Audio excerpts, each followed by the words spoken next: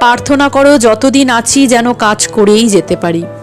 এ থেকে বোঝা যায় যে তিনি সবাইকে বোঝাতে চেয়েছিলেন যে সাংসারিক কোনো কাজকর্মই তুচ্ছ বা অবহেলার বস্তু নয়। বলাই বাহুল্য যে শ্রী রামকৃষ্ণের কাছ থেকেই সারদা দেবী এই শিক্ষাটি পেয়েছিলেন। তিনি বিশ্বাস করতেন যে নিজের জীবনই অন্যের কাছে আদর্শ হওয়া উচিত, অর্থাৎ মুখে শুধু তত্ত্ব উপদেশটি দিয়ে মানুষকে বোঝালে চলবে না, বরং নিজের দেওয়া উপদেশগুলি বাস্তবে নিজের জীবনে প্রয়োগ করতে হবে।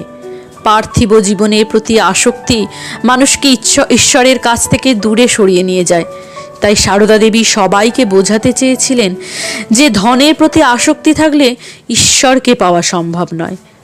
তিনি সরলতার প্রতিমূর্তি ছিলেন। তার মুখে সর্বদা স্মিত হাসি লেগেই থাকত, আর তার চোখে ছিল প্রসন্ন দৃষ্টি।